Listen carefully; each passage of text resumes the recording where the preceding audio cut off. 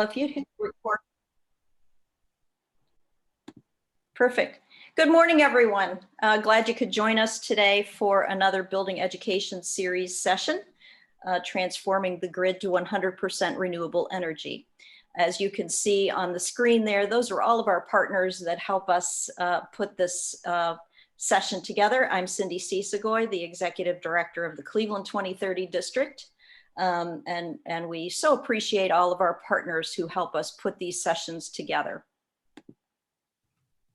I want to say a special thanks to our event sponsors today, Cuyahoga County, which is one of our longtime 2030 district members, HBB Pro, who is one of our professional partners for a long time, and Greater Cleveland Partnership, who is also a professional partner and a property member of the Cleveland 2030 District and a longtime supporter of our work. So thanks to all three of our event sponsors today. We sincerely appreciate it. This is our list of education sessions for the year. As you can see, we're getting towards the end of the year. Hard to believe, I know. After today, we've got one more in November, deconstruction and demolition. In addition to these sessions, we always put on a few summer sessions. Our summer had a little creep into fall. And so our next summer session coming up is on September 30th. We'll talk about federal policy with Katie Hatcher from EPA. On October 18th, we'll talk about Ohio policy with Representative Michael Skindell. And then a special invitation on October the 6th, the 2030 Districts Network has a summit, and we will be having a keynote speaker that you're all invited to listen to, David Miller, who is the C40 director. So that'll be a really great presentation there. So you can find those on our website under events. Before we get started today, a couple housekeeping items. We will be sending out a Google spreadsheet for the continuing education unit sign-in sheet. Please complete that by the close of business today.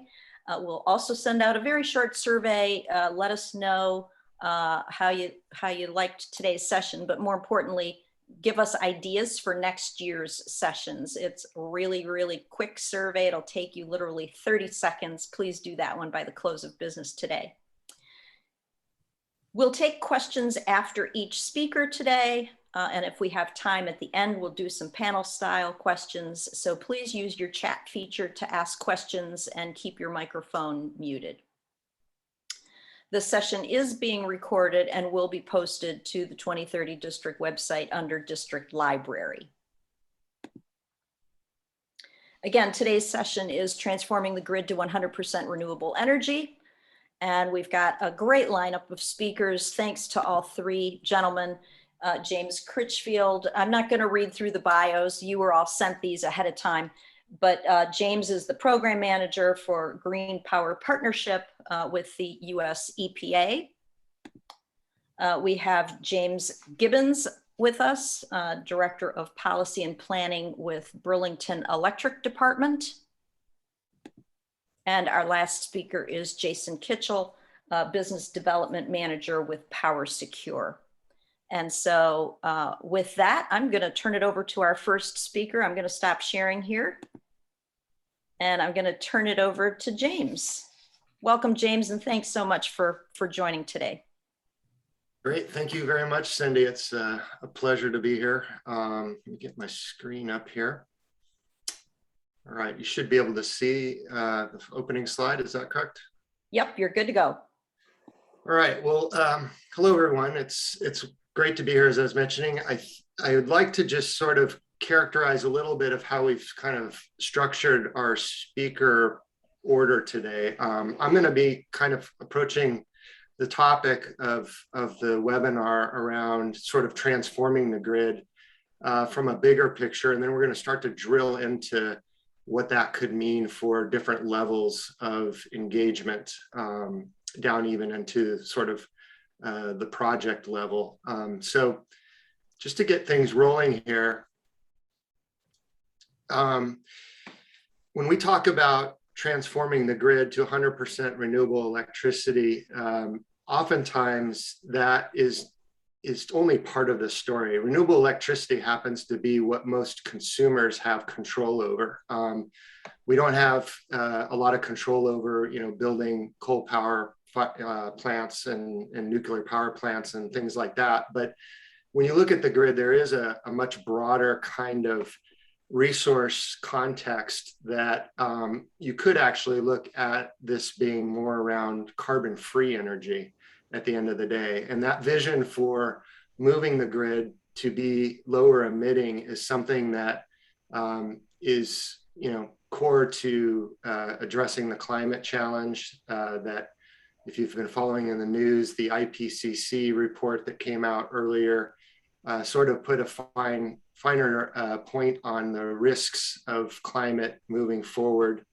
And essentially, if identified, the importance that we need to start looking at how to reduce the emissions associated with the electricity sector in particular. In part of that, there's been a number of deep decarbonization studies that are not so much about that future vision of a decarbonized grid, but more around the pathways of how we get there.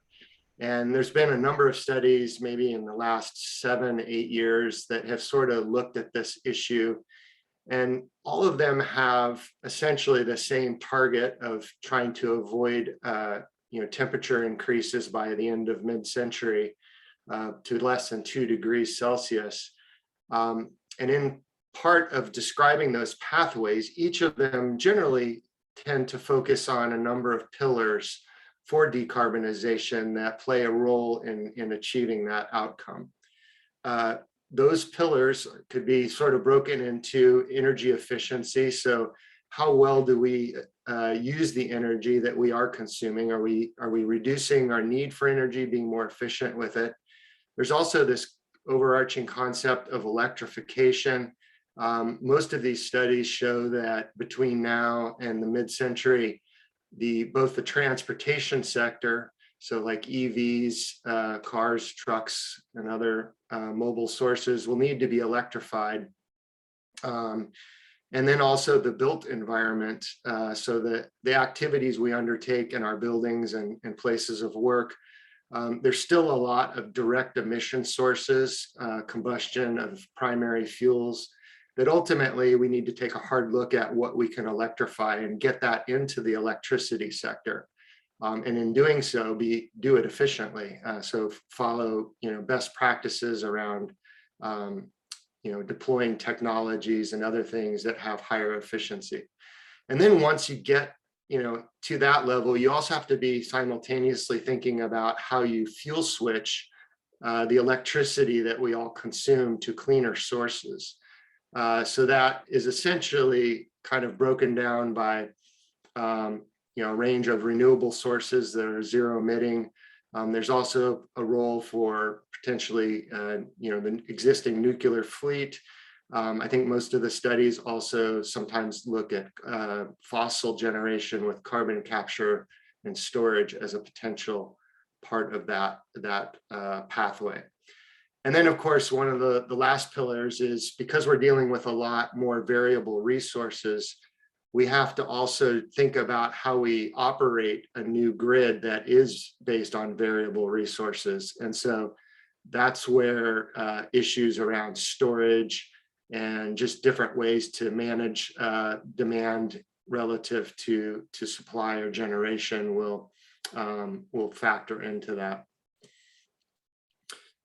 So one of the interesting, looking forward as we sort of look towards this renewable electricity future or decarbonized grid, is that the way that things are going to change after you electrify and fuel switch is we're going to see, at least in many of these analyses, a market increase in the amount of generation that comes into the market from renewable resources, which by some measures and estimates project that retail electricity sales in the United States are likely to double between now and mid-century. And so that is, presents a lot of opportunity, but it's also going to present a lot of change in the market. And I just want to put a finer point that it really means that we need to be as efficient as possible in the energy that we are consuming, so that we don't have to, build more and more sources of variable generation, if possible, if we can avoid it, because it's quite a hill that we have to climb just to reach these outcomes in 2050. Wind and solar are generally projected to play a prominent role in the future. And this graphic over on the right that you see on the screen is taken from a recent Princeton analysis that was in the news. And I just took a quick excerpt of a couple of their reference case study, as well as one of their efficiency and renewables future pathways that they projected. And you can see how some of the different resources decrease in their role in the market, as well as wind and solar growing quite exponentially over time.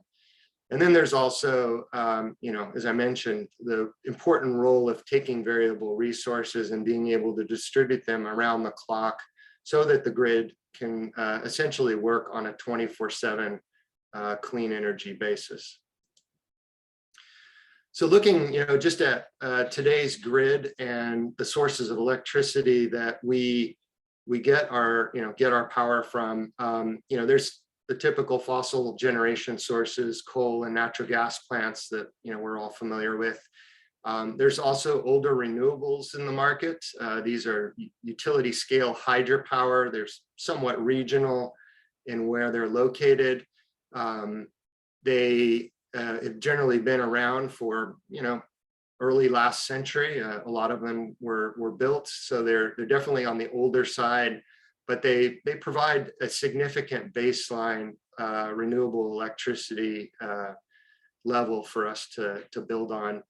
And then of course we have the nuclear fleet that is also somewhat regional, but there's certainly areas of the country where existing nuclear plays an important and growing a role in meeting demand for electricity through carbon-free generation. And then, of course, this is where renewables sort of comes into the market space.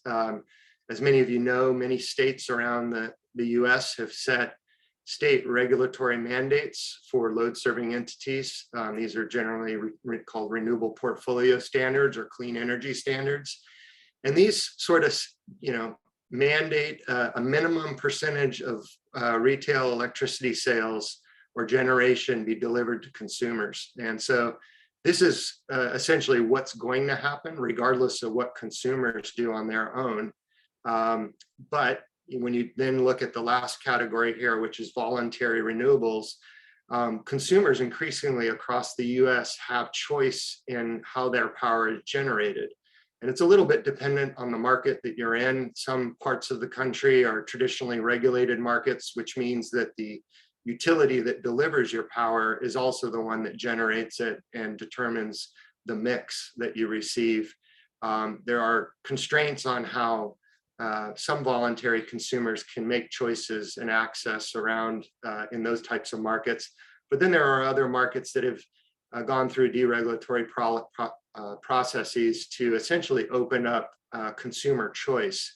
And in those markets, consumers do have oftentimes many more options available to them. But irrespective of where you are, there are options for you as a consumer to exercise your choice in how your power is generated. And we're going to get into that a little bit. So I want to put a finer point on the role of voluntary action in the market and give you a little bit of a kind of a scale of impact that voluntary choice has and why it's an important driver for transforming the market to 100% clean energy future, if you will. This graphic is adopted from the National Renewable Energy Lab and the Lawrence Berkeley National Lab, some data that they publish on an annual basis that sort of breaks down a bit of the sort of role that the voluntary as well as compliance markets play relative to each other.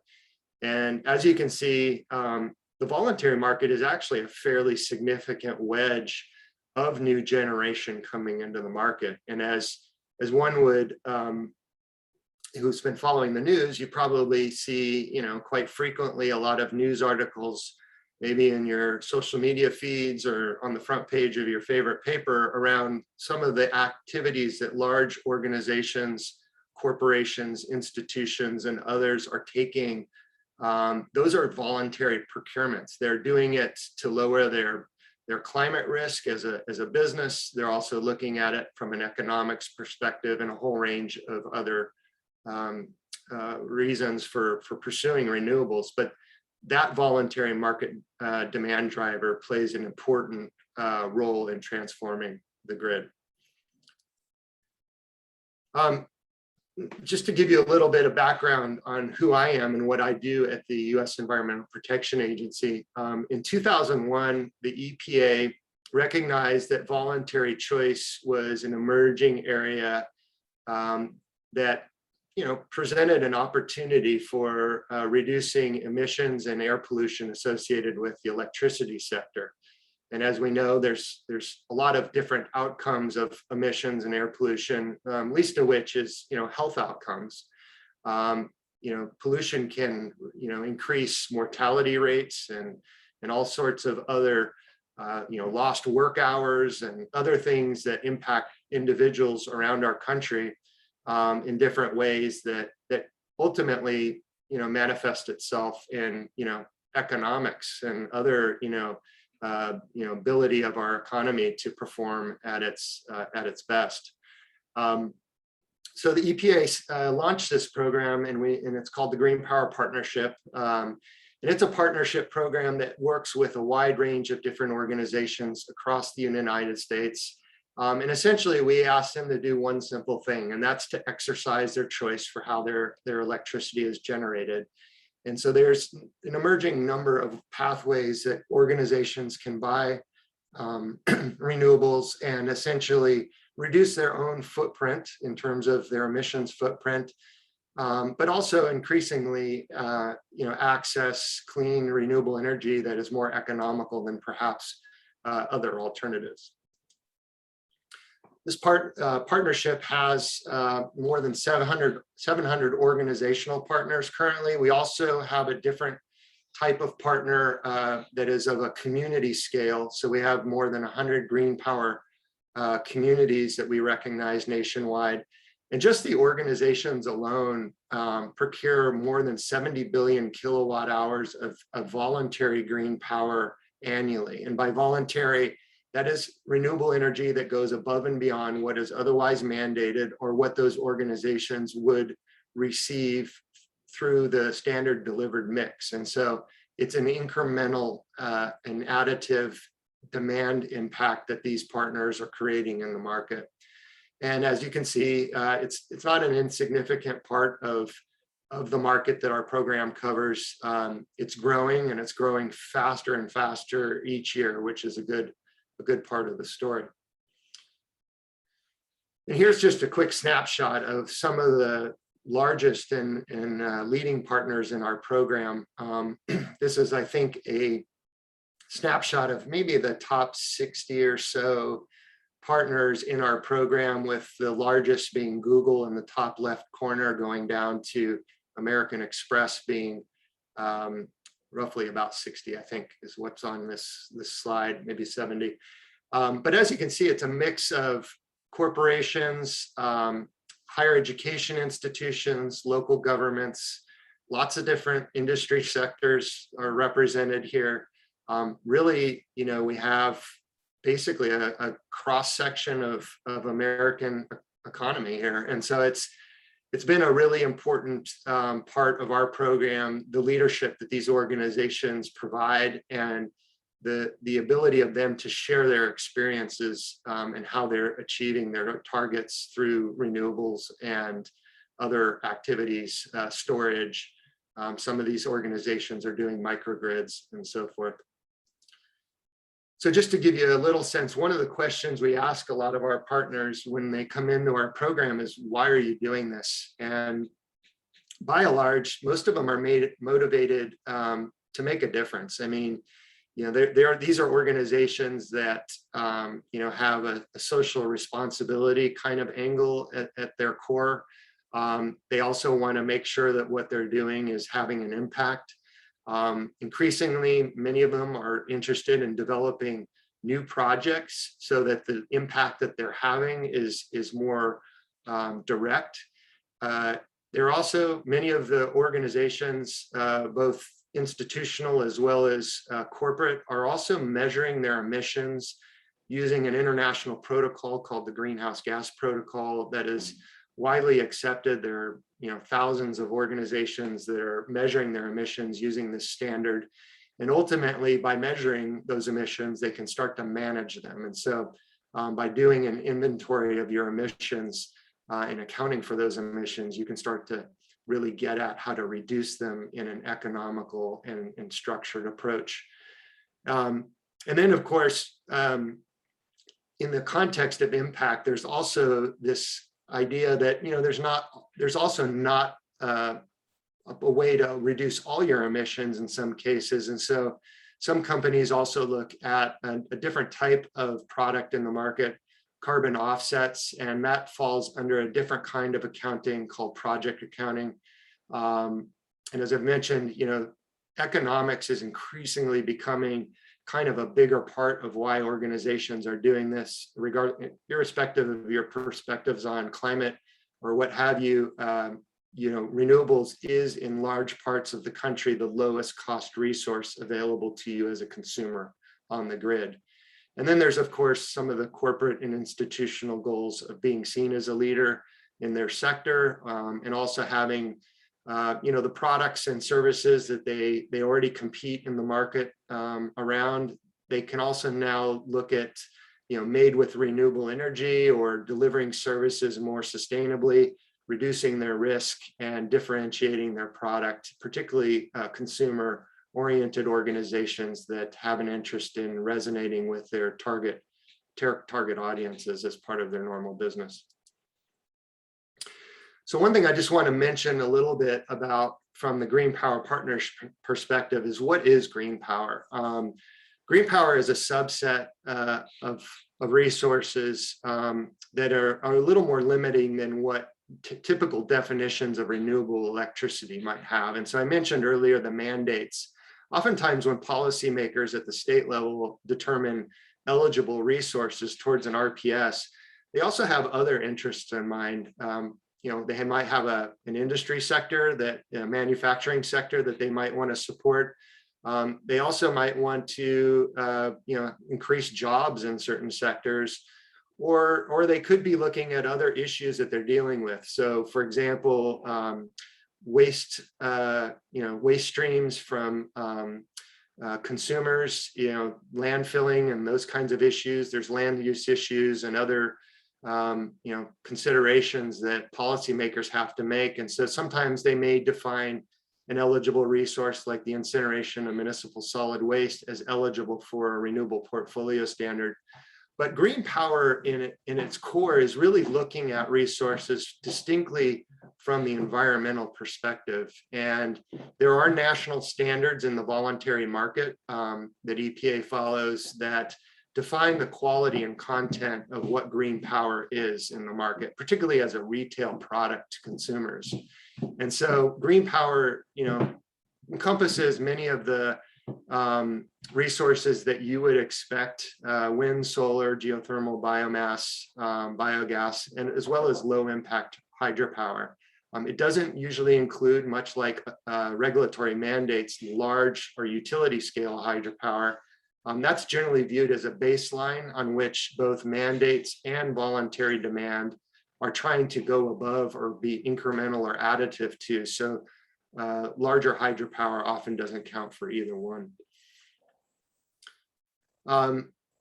So there's a couple of market principles from a voluntary perspective that you as a consumer you know, might need to think about as you move forward in considering your different options. First and foremost is this idea that you have a choice in how your power is generated and exercising that choice. It's oftentimes not a very difficult thing to do to essentially develop a strategy on how to buy renewable energy and pursue that strategy. And so making that choice immediately puts you into a space of being able to make a difference and have an impact. Energy attribute certificates are sort of the currency in the US that are used to determine what types of power you use. And in terms of renewable resources, we call that type of energy attribute certificate a REC, or renewable energy certificate. And RECs play an important role of being able to substantiate what you're doing in the market, because the physical power that is on the shared grid it's impossible to direct it or track it or trace the electrons once they're put onto the grid. So we in the US, as well as other countries around the globe, have set up these parallel instrument tracking systems that are used to essentially give ownership to different sources of generation that are ultimately brought into the market and are used to serve demand. And those certificates help prevent double counting and double claiming between different parties, which is really the Achilles heel of ensuring that there's a tracking system in place that avoids people claiming the same megawatt hour. That doesn't get either of those parties to the place of actually using the same megawatt hour. So and then, of course, the concept of being incremental to what you would have otherwise received, making sure your demand is additive. That's a concept called surplus to regulation that is important for consumers to think about. And interestingly, if you own a renewable energy certificate and it's not being double claimed, your demand is incremental to any other demand or any other source of claims in the market. And so the renewable energy certificate is also used to demonstrate that incrementalism. And then we would also suggest that voluntary consumers take a look at the market standards for what are considered green power resources from a quality and content perspective. And there are third-party certifications in the marketplace. EPA does not require in our program that you buy third-party certification, but we strongly suggest from a consumer perspective that you consider buying third-party certified retail products, simply because it answers a lot of the questions that you as a consumer would have difficulty in answering by yourself, which has to do with the chain of custody or the upstream contractual elements between generators that ultimately deliver power to you as a consumer. So just to get into the details of what kinds of options you might have available, and it's really dependent, as I mentioned, where you're located and who you are, but in the US, there's a range of supply options that have emerged, and they can largely be broken into two discrete categories. One is retail options, and the other is project-specific options. Interestingly, if you look at your electricity cost and how much you currently pay for your electricity, generally these two retail options at the top are going to be at a cost premium to you. And it's largely a result of how these retail options are structured in the market generally, but there's usually a premium associated with them. However, if you do have the interest in directly engaging with specific projects, there is a way to oftentimes save money from some of these supply options. And we can get into a little bit here on some of the trends of what these supply options are doing in the market. This is data taken from the National Renewable Energy Lab, again, and it's basically intended to kind of depict since 2010, and this is 2019 data, or up through 2019 data, kind of the trends and the different supply options and how they've evolved over time. But you can see that utility green pricing, that's largely been a core supply option that's been around for a long time. These are utilities that offer a voluntary product option that is a separate product from the standard default electricity service. It's usually 100% renewable.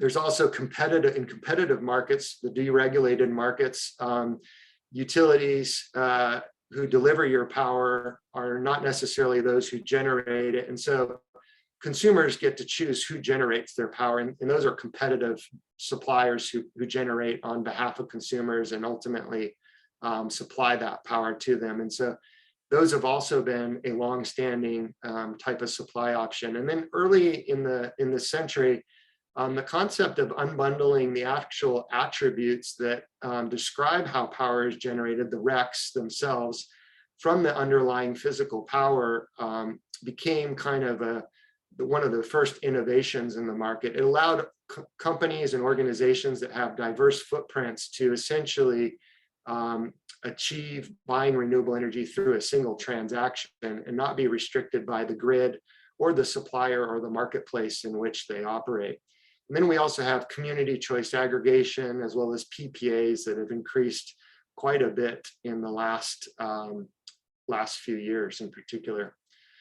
So just to summarize up here and finish up, if you were just going to get started and you haven't actually bought renewable energy, if I was going to point you to one resource, it would be the Guide to Purchasing Green Power. And this is a kind of an overarching 101 level guide on how to go about buying green power for an organization. And it's authored by the EPA, the Department of Energy, as well as the World Resources Institute, the Center for Resource Solutions, and there are parts of the guide that were authored by the National Renewable Energy Laboratory.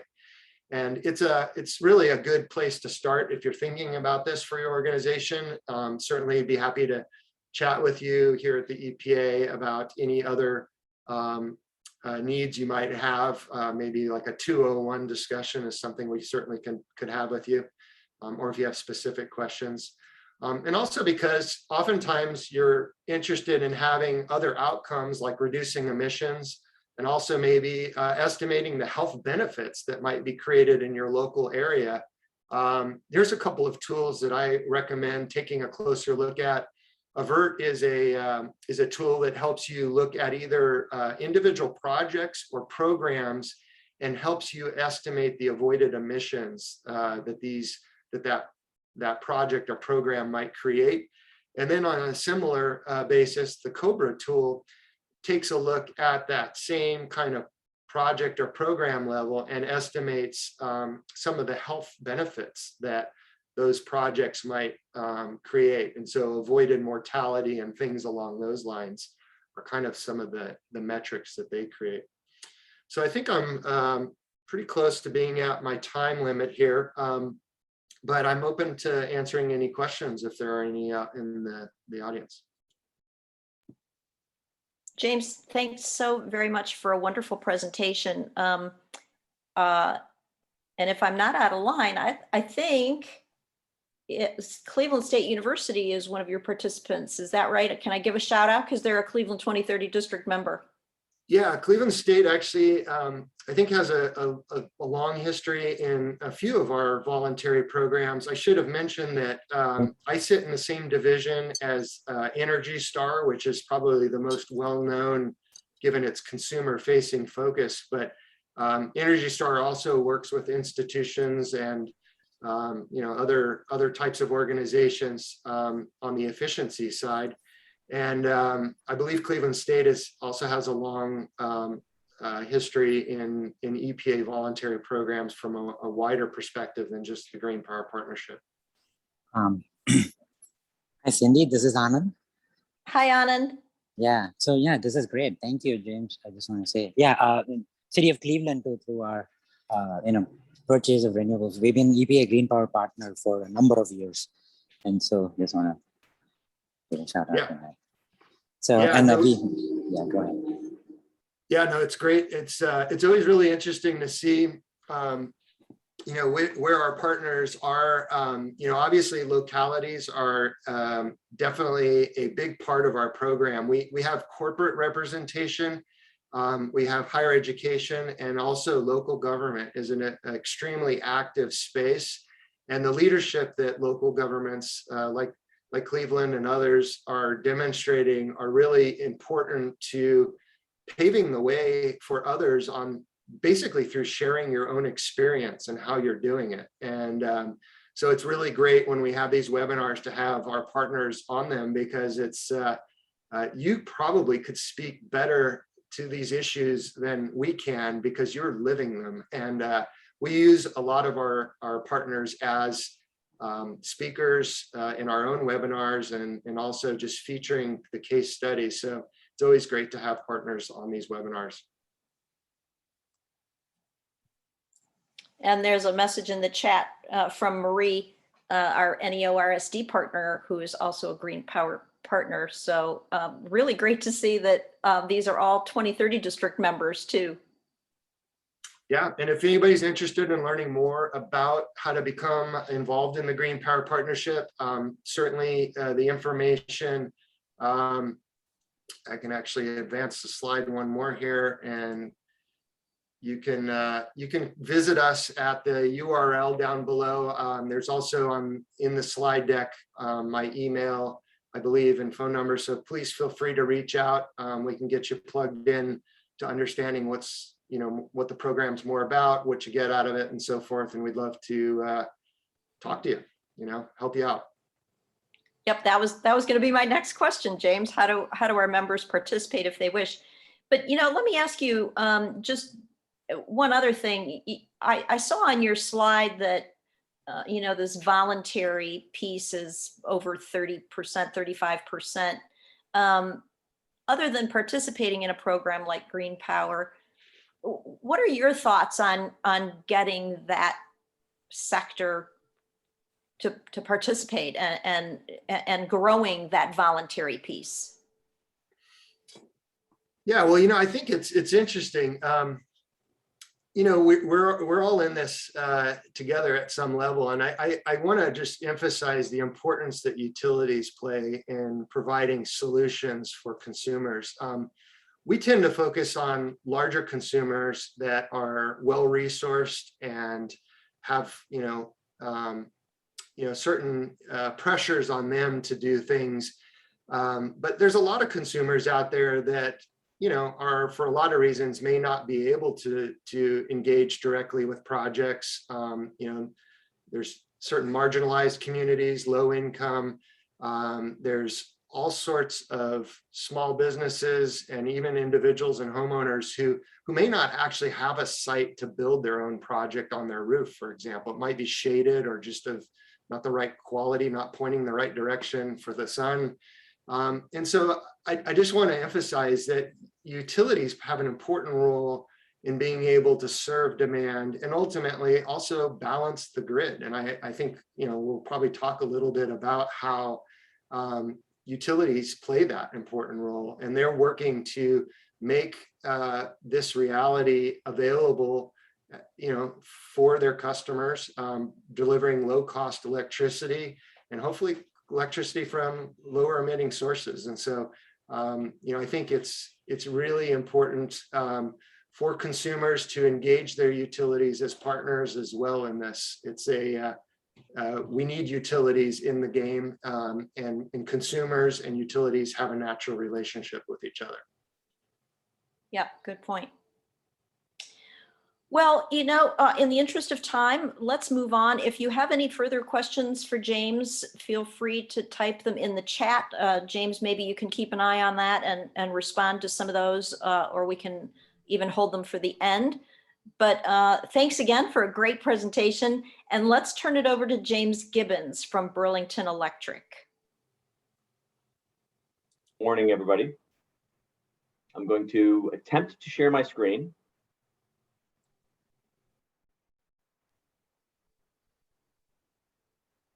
And I'm going to attempt to convert this from a slideshow. So hopefully that worked. Yep, you're good to go. We can see your... Okay. Well, good morning, everybody. My name is James Gibbons. I'm Director of Policy and Planning for Burlington Electric Department. I've got a lot of information on my slides. I may not touch on all of it, but because the slides are going to be posted, I thought I'd at least offer it up, and you can take a look at it at your convenience. If you have any follow-up questions, let us know.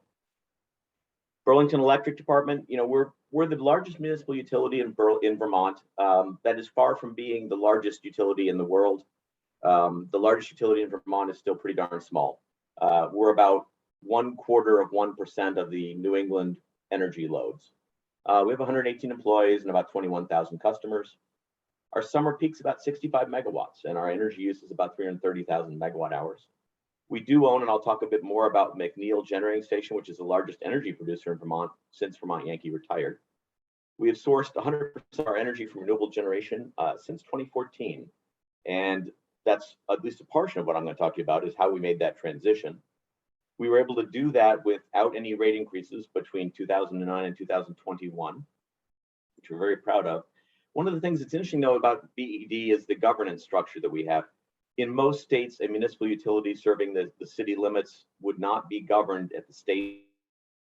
So we have both a local electric commission, a city council, and then we have full state regulatory oversight. So we were also able to do this within a fully regulated environment, which was an interesting challenge, I would say.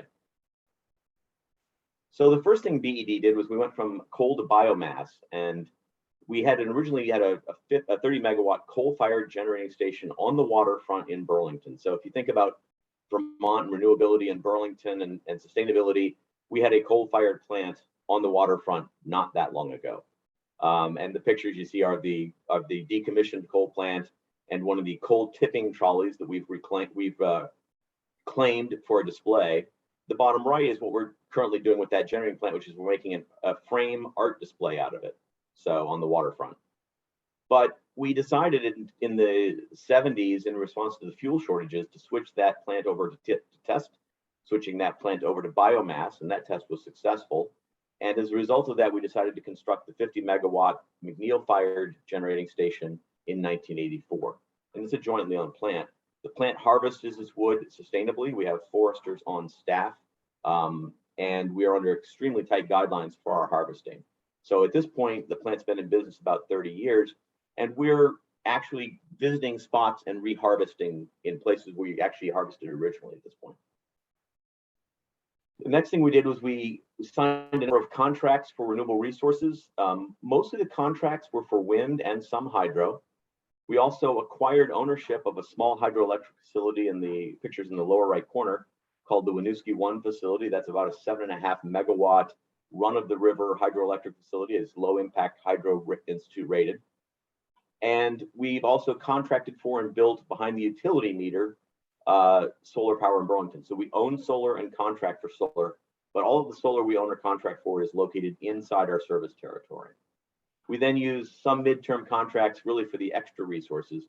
We typically not only hold resources equal to our load obligation, we hold some extra renewable resources simply to allow for low production years. We also retire the RECs, as James mentioned, and from resources either that we own or that we trade RECs for, and we typically retire RECs in excess of our load. So we tend to be on the fairly conservative side. Our current energy. James, I'm sorry, can I interrupt you for a second? Do you want to go to slide presentation to make your slide a little bigger? I'm sorry, I must have done something. It's full screen for me. What is it? Well, we can see your next slide on the right. It would just make it a little bit bigger if you went, there you go. Full presentation mode. This one right here? I think so. Uh-oh. Oh, I'm sorry. I shouldn't have interrupted you. Like I say, I'm not used to it doing that to me. I don't know. You know, it's fine. Oh, wait, I haven't. Cindy, this is Anand. One suggestion: if there are two monitors, maybe it depends on which monitor is being shared. So that could do it. So I'm probably sharing the wrong monitor. Right, because there's one monitor that's normally in presentation mode, the other one is speaker and presentation mode. Okay. I'm not sure where that is. I'm sorry. I'm not used to using Zoom. We use Teams. It's fine, James. I'm sorry. I shouldn't have interrupted you. I'm just taking a look to see if I can switch real quick. I maybe can. Let me try this. How's that? Perfect. Okay. Sorry about the interruption, folks. Of course, now as you pointed out, guess what doesn't work? The advanced keys. So You get at the bottom right or the bottom left, you should come up with, if you hover the bottom left, you'll see arrows. nope. Oh, I'm so sorry. Try Anand says, try the mouse. I am using the mouse. Sorry, guys. You might try the up and down arrow or page up and down, maybe. There we go. It just switched it. Okay. Thank you. We're back live at an office near you. So our energy portfolio in 2020 is really, it's a mixture of wood from the McNeil plant, biomass, hydro, roughly a third, and wind, roughly a third. Blue being the hydro, green wind, yellow biomass, and then the subcategories are broken down in the outer ring if you're curious. We then retire RECs. We typically retire RECs from some purchases. In other words, when you see the yellow, the medium and light blue, those are places where we bought the energy with bundled renewable energy credits and retired those credits. The large hydro is generally a place where we're trading some RECs from our portfolio for other large hydro RECs and retiring those. And I'll talk about that in a second. It's called REC arbitrage in my world. We have a Vermont Renewable Energy Standard, which is essentially a renewable portfolio standard, but in Vermont, we have to name everything differently. Passed in 2015, it's got 3 tiers. It's fairly aggressive. It starts at a 55% total renewable energy requirement. In 2017, climbing to 75%. That RES has only been in place for a few years, and they're already talking about changing it to 100%. Changing RESs are an issue for utilities because we can only move so quickly. Distributed renewable generation, which is a subset of the tier. And the one I'll talk a bit more about is energy transformation, which is utilities are obligated to take action to reduce fossil fuel emissions, even if doing so increases electric use. We have done REC arbitrage over time as a way to control costs. So if our renewable energy standard in Vermont does not require us to use a particular type of renewable energy credit, but we're buying a valuable renewable energy credit, we will trade it off and buy back an alternate renewable energy credit. Our view of this is that we have optionality, though. Our portfolio meets the Vermont Ultimate 2032 test in every respect, and we can simply decide when to use our own RECs or use other person's RECs to control costs. But in any event, to go to James's point, we will always retire RECs equal to our load in any given year. But you can see the difference in price between what's considered a high value REC in New England, which is traded anywhere from $15 to $60, and a low value REC in New England, which is trading at very, very low prices. Though I would note on the far right, you see an upturn in those prices. In the last 4 months, the lower value RECs have moved from about $1.25 to about $7.50 a REC. And a lot of that is voluntary buyers acting on the markets that traditionally have only been utility space. And I knew I was going to have one typo in the entire presentation, and there it is. It's the anol. That's the level of REC arbitrage that BED is engaged in. So net REC revenues for us have been anywhere from 3 to 12 million, and representing about 14 to 15% of our total cost of service. So it's been a very large tool for keeping our rate increases down. Some implications of our 100% renewability. We've been exempt from many state renewable purchasing requirements, and we continue to be able to argue for that exemption based on the fact that we were an early actor in the space.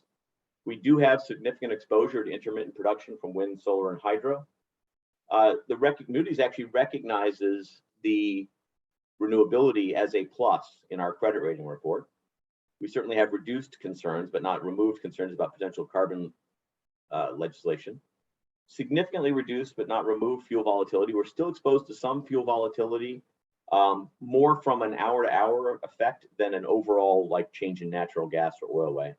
And grid impacts are certainly of note to us at this point. We have filed a net zero energy plan, or created a net zero energy plan, first one in the United States. Most aggressive, I would say, probably in the United States. It's 2030 net zero plan. I do want to say that we have a plan and we are moving towards the plan, but I don't know that we have tangible actions that will get us to net zero by 2030 at this point for everything. We have actually looked, we're in our first year of looking at the actual results under that plan, and we have slightly exceeded the target, but I'm going to credit a lot of that excess to the COVID pandemic, frankly. There was a lot of reduction in transportation miles that we probably can't take credit for. So, you know, best case scenario, we're probably on track, but we've also been doing some early cherry picking, if you will, of stuff too, which has helped. This is one of the things I want to spend a few seconds on, which is the distribution grid impacts. And the bottom chart, or bottom left chart, the dark blue at the bottom is our current peak load day in the winter. So it's around 40 to 45 megawatts, maybe close to 50 megawatts in some hours in the winter. With a full electrification of the heating and transportation sectors, that peak will move to 140 megawatts.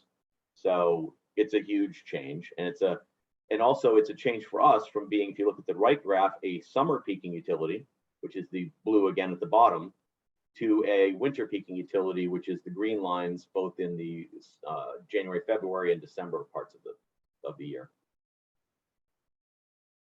We have strategic electrification programs. I'm not going to read through them, but this is a list of the programs we offer people for converting fossil fuel uses to electric uses. We are also an energy efficiency utility, and we can not only offer credits for converting under the Tier 3 programs, but we also offer incremental incentives for more efficient conversions under our efficiency guise. We are one of the 2 efficiency utilities in the state of Vermont, and the only distribution utility that is also an efficiency utility. Our Tier 3 program activity, it really is our strategic electrification of the commercial, transportation, and heating sectors, has accelerated drastically. The dashed green line is what our obligation is under statute. We've exceeded it, which is causing us to have to look at ways to handle that increase without rate impacts. The dark blue line is if you bring in custom projects. So we've done some large custom projects that have caused us to exceed twice our obligation. Again, I'll talk very briefly about how we're dealing with some of those cost implications. Sort of where are we going next? We have a bonding proposal out, which my last 2 slides are on. We're looking into a district energy that would transfer some thermal and waste heat from the McNeil generating station up to some large users on the college and hospital campuses. We've worked on potential ordinance revisions, and we are also looking at energy balancing and storage, as was mentioned by James. Our last thing I want to talk about is we've actually recently proposed a net zero revenue bond. It's a $20 million proposed revenue bond, and it's going to build on something we did before in the late 80s, early 90s. We issued an electric revenue bond to fund energy efficiency investments. We are now talking about doing a net zero energy revenue bond to help us towards our goals. It's designed really to free up 2 things. It's designed to fund things directly and to free up our general obligation borrowing, which is far more flexible than our revenue borrowing. And we're going to use our general obligation borrowing to fund more strategic electrification programs. It will also do some investment in our infrastructure. It would allow for reliability upgrades, some reliability upgrades, but it would also allow for some of the upgrades that are needed to get to 140 megawatt peak load.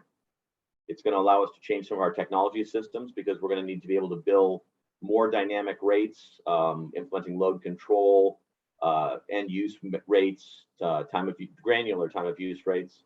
It's designed to improve the output of some of our renewable generation and some investments in charging stations and demand response technology. So that's the summary of my presentation at this point. I also have an appendix with some of our links for information if you want to look at it, which is posted online. And I would certainly open it up to questions at this point. James, thanks. Really a great presentation, and obviously Burlington must be very proud of what it's accomplished. This is really great information for anyone who is looking to move in this direction. Isabella, I think we have a question in the chat. Yes, we do. Could you tell us more about the sale of your RECs? Yep. Do you have a partner that sells the RECs for you? How do you officially retire a REC? And do the RECs you sell have third-party certification like Green E?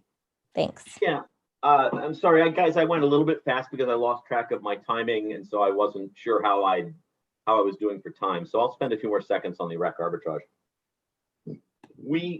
all of the resources that we buy bundled energy and renewable energy credits. So we're buying the full output of generating plants, including all the attributes.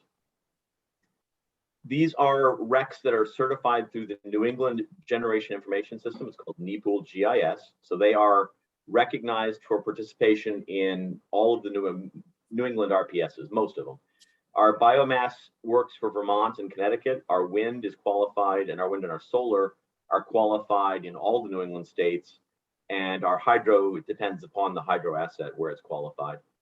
What we do is, if we don't actually need that specific type of REC to meet Vermont's renewable portfolio standard, and there is an alternative type of REC that will meet Vermont's RPS that's a lower price, we can trade those. And we actually will trade those either through brokers, directly to counterparties. I have a person on my team that handles the REC market monitoring, and we can trade forward up to 5 years if we want to, but we're not obligated to sell those RECs. So we can at any given time look at the price of arbitrage, whether we need a REC or not. They're generally not Green E certified because Green E is typically lower value than what you're seeing here. And, you know, again, it's a direct placement, and we manage the trading, we manage the risk, we manage the deliveries. In some cases, we actually are selling RECs for other utilities who are joint owners of our plants with us. So I'm sorry, can you run back through that question? It was a multi-part. I want to make sure I hit. Yes. So it was just more about the sale of RECs. If you have a partner that sells the RECs for you, how you officially retire a REC. Okay. That's the part I was missing. The New England Generation Information System is a tracking system, and it allows you to retire RECs. So at the end of a year, I'm going to go back and show you an earlier graph too, which is the left-hand graph would sort of look like what we acquired for RECs. The right-hand graph would look like what we retired for RECs. And so that our actual claim of renewability is based on the RECs we retired through the Generation Information System on the right. So when we trade a REC, we transfer the renewable energy credit in the generation system to the other market participant, and they would claim that renewability. So if we trade away a wind REC, they would be able to claim wind renewability in their portfolio. Then if we buy back a hydro REC to replace it, we have to claim hydro in our portfolio. The New England Generation Information System is what prevents the double counting in New England. And the only thing that's unusual is Vermont. Again, Vermont does everything a little bit differently just to drive us crazy. Vermont's renewability requirements are based on retail sales.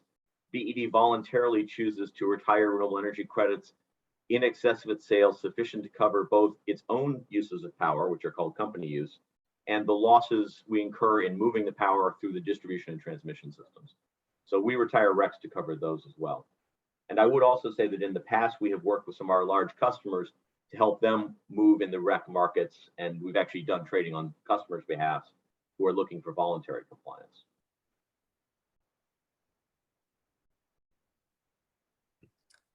So I also had a question just asking for a recap of what the city of Burlington's role is in this. I think this meaning this REC process.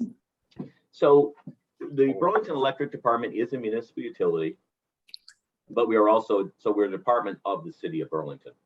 We are a separate entity. We're a revenue fund entity. In Vermont, again, since we're regulated at the state level, there are no direct transfers from the utility fund to the general fund and vice versa. That does not occur.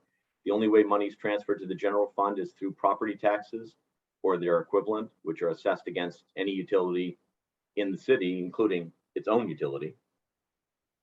But our actions, going back to our governance, our actions have to be approved in most cases by either our electric commission or our city council.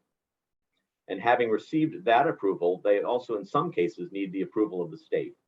And I would say that we could not have done what we have done so far without the strong support of both the voters in Burlington, who obviously vote whenever we issue a bonding. They voted for the energy efficiency bond, and they will be voting this fall for the net zero energy bond. We also have full support of our electric commission and our city council for all of our actions. Our revenue bond was just put on the ballot or voted to put on the ballot as of Monday night with unanimous support of the city council. So the city council is a part of our governance structure, and so they have to really be in support of everything we're doing, and they are. But so are the voters in Burlington. This is Anand. Let's see. Can you hear me? Speaker. Yeah, go ahead, Anand. Yeah. Yeah, so I thank you again. This is wonderful. I'm just also really eager to know about the rate increase, right? Obviously, you're making money by selling RECs. Was there any other mechanism that that you utilized in order to ensure there was no rate increase while you increased the amount of renewable generation? Well, I would say that going back to this slide, that level of REC revenue was fairly extreme, and that correlates to the very high prices in the middle of the graph on the left. So there was a period of time where renewable energy credits were not only really supporting the renewable resources, they were actually helping offset other rate adjustments.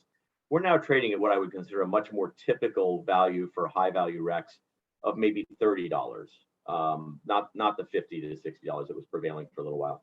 So really the REC arbitrage, the ability to trade some RECs for other RECs while still retiring RECs equivalent to our load, was a large portion of delaying that rate increase. Another portion of it was the timing of the original rate increase in 2009 occurred when,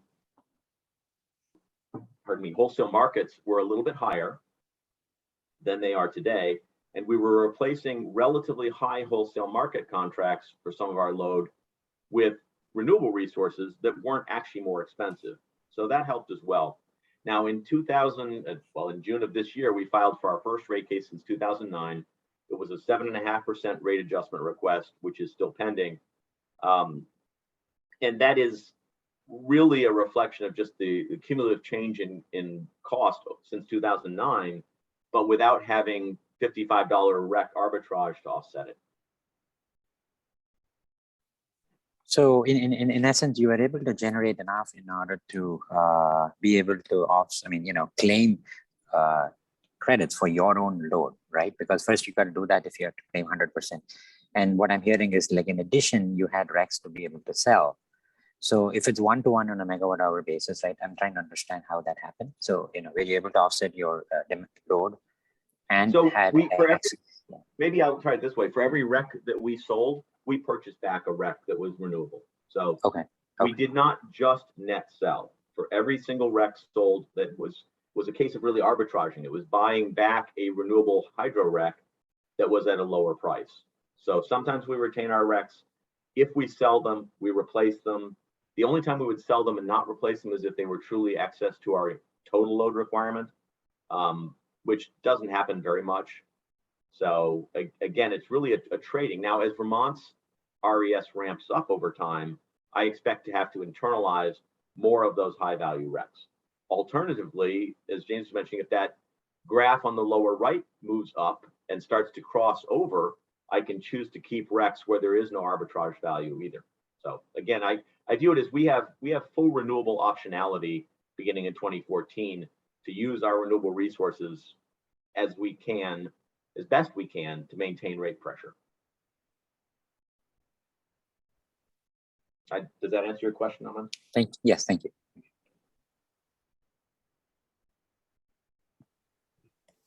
So those are all of the questions we have right now. If anyone has any other anything else they'd like to ask, please drop that in the chat. Great. Thanks very much, James. Wonderful presentation. And again, Burlington should be really very, very proud. Let's turn it over to our third speaker, Jason Kitchell. Jason, we'll make sure your screen is up and running first. Let me know when you can see it. Yep, you're good to go. Thank you. All right, guys, thanks for the good discussion this morning. And as James has kind of laid out, we're going in a progressive order from a high level view to utility scale. And now we're going to talk about microgrids and the role that they can play in helping us on this path to 100% renewable. Some might be sitting in the audience thinking, well, I'm not in a position to charter a new nuke plant or a new hydro plant or something of that scale, but I want to be a part of this transition, and I want to understand the different ways that we can play. So at PowerSecure, and I'm going to do my best not to make this pitchy whatsoever, as educational as we can make it, but we are the nation's leader in distributed generation microgrids. We own and operate about 145 systems, what we call advanced microgrid systems across the country. Here are some other statistics. We're about 1,000 employees with 2 gigawatts of distributed microgrid generation around the country, largely renewable, but some non-renewable, depending on the facility needs and characteristics that we support. So just a little bit of overview about us. Now I wanted to talk about what is a microgrid and what distinguishes it. Essentially what we're talking about when we talk about microgrids are a distributed generation extension of your centralized utility, in that any microgrid generation is largely regulated by the same standards for utility generation. And so it's going to have to be cleaner. It's going to have to be connected in a synchronous manner. It's going to have different characteristics than purely emergency standby systems. And so when we talk about microgrid generation, it's really generation that is synchronized to the broader grid, can be utilized to support their needs, but is also capable to disconnect from the grid and run autonomously for grid outage events, power quality events, a number of different reasons people would want their own autonomy. And achieving net zero standards is one of the largest and newest motivators of people looking at their options for microgrid generation and participating in these markets. Next, I want to talk about another reason for microgrids. And you guys saw some really eye-popping charts in the first presentations about the dramatic increase in electrical load that is expected to happen as a function of electrification of the economy. And it is a reality, and we're already experiencing it now, that with the aging electrical infrastructure that we have, the increase in weather events, whether it's fires or hurricanes or tornadoes or ice storms, whatever it may be, the ability to manage those events from a reliability standpoint and a cost standpoint is hitting a limit. And if you put on top of that the integration of those large amounts of renewable resources, which are fantastic, but they add complexity and they add new challenges to these grid operators. If you add that to the spike in electrical demand that's expected, it's a recipe for a bumpy ride. And I don't think that it's, I'm not trying to be doom and gloom, but I think any of the speakers on the call would recognize that while these efforts are noble, they're not going to be without challenge, big challenge. And so one of the things that's driven the microgrid economy is customers who have not just need or desire for more sustainability and more integration of renewables, but they also have reliability goals, and they also have economic goals. And so what a microgrid can do is it can allow you to check all 3 of those boxes and help you along the way of this path. And by the way, it also helps James in the sense that he's able to better manage his load when he has the ability to leverage your facilities and your microgrid capacity as they work through this. Here's a graph. It's described as the duck curve because it kind of resembles a duck if you look at it just right. And it kind of shows throughout a day the impact of large amounts of renewables coming on and off the system relative to the load demand on the grid, and the requirements for utility operators to ramp up and ramp down their various facilities in order to manage frequency and voltage. And so essentially what you're seeing in this large yellow portion in the middle is when solar starts to come online, you can see the flexible oil generation has to ramp down.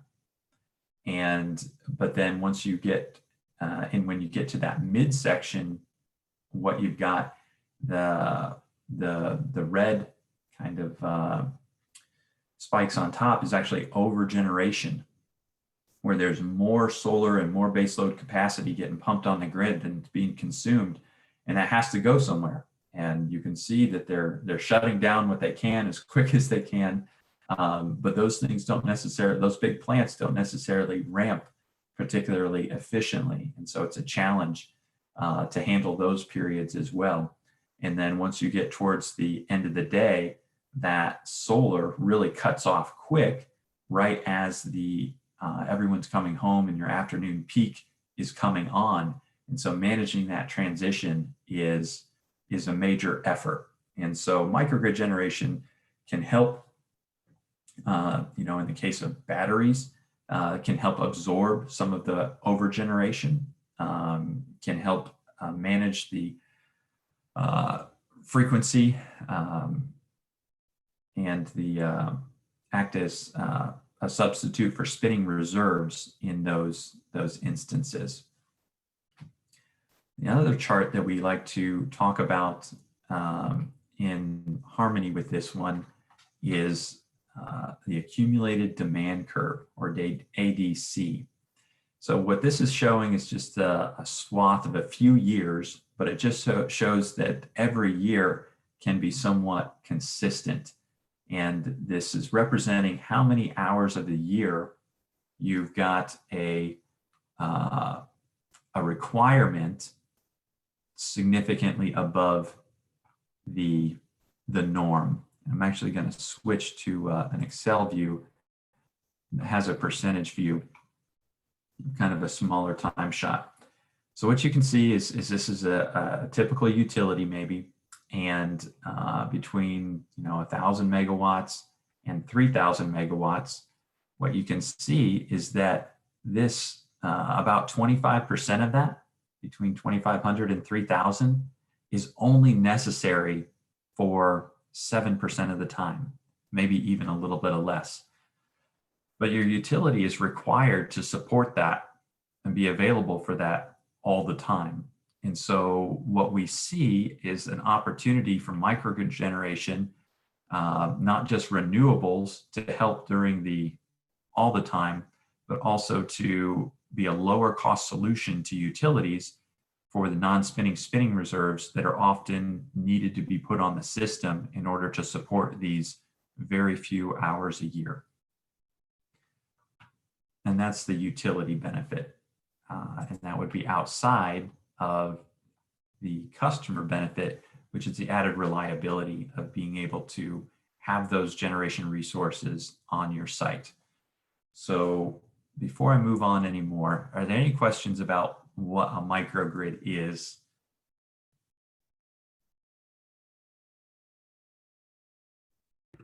We don't have any in the chat. All right, well, let's talk about now, and hopefully I'll be able to get a couple of videos to work. So microgrids can either be renewable or non-renewable, or often they're hybrid, integrating both. And at PowerSecure, we're really looking at how do we improve resiliency for our clients who are susceptible to power outages or power quality issues, and really want to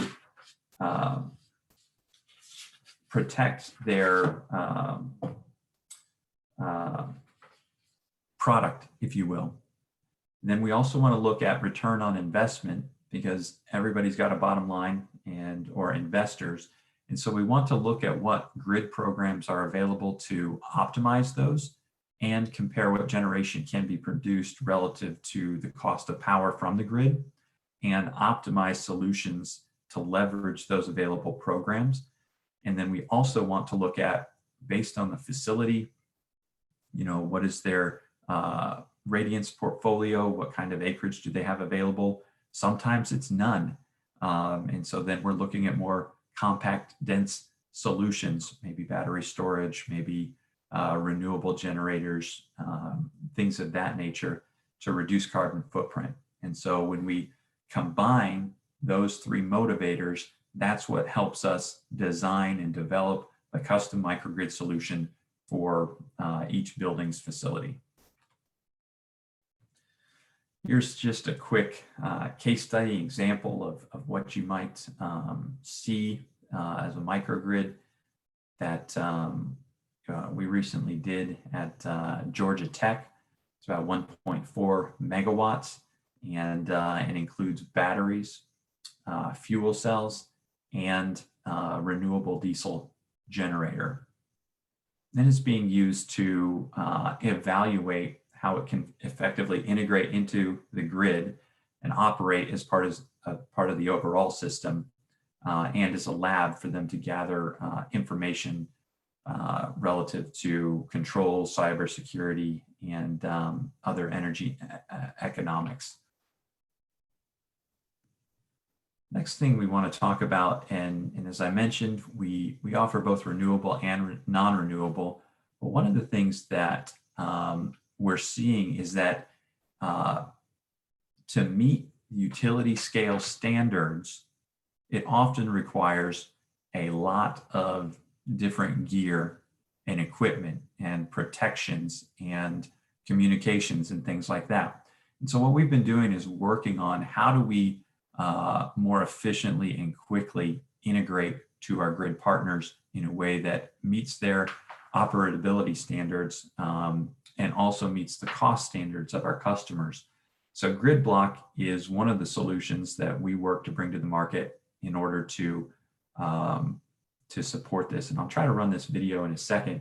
But what it essentially does is it takes these 5 different boxes or cabinets, if you will, and puts them into one. And it's a solid state transformer and inverter that allows greater integration in multiple sources.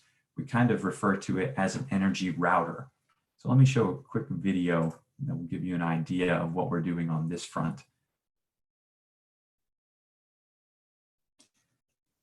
And Cindy, if I could just, videos are always an adventure. If you could just give me a thumbs up or something if you're hearing it on your end, that would be appreciative.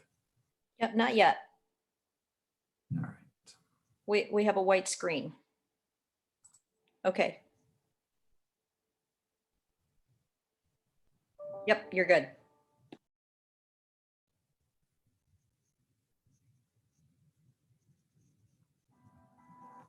The grid we rely on to power our daily lives is becoming more complex and less reliable as it takes on ever more components and adapts to new demands. We're adding lots of inverters to connect DC solar power to the AC grid, and different inverters to connect stationary batteries and new electric vehicles. We also need transformers to change the voltage of grid power for the equipment that we use. And when you combine equipment like solar, batteries, and EVs, all that custom infrastructure gets very expensive. In order to keep up with the changing grid, we developed Grid Block, the first plug-and-play energy router. Unlike single-purpose gear, it's a flexible building block that can adapt over time. It connects any load to the grid, like batteries, solar, or generators, and manages a dozen or more connections at the same time. It handles AC or DC power flow in both directions on any of those connections. That plug-and-play flexibility saves time and lots of money and makes communities more resilient in the face of extreme weather events. Grid block automatically regulates frequency and helps stabilize grid power. And if the grid fails, it's there to protect important facilities. It creates an on-demand microgrid and automatically coordinates batteries and backup generators. That flexibility is also a game changer for EV fleets. It lets you distribute power dynamically and support more vehicles at the same time. Gridblock's modular design allows multiple units to work together automatically and support multi-megawatt loads. And lets systems easily scale to support whole fleets of electric trucks at logistics facilities.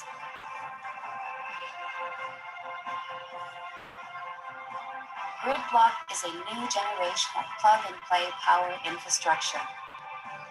It transforms any site into a sustainable energy hub.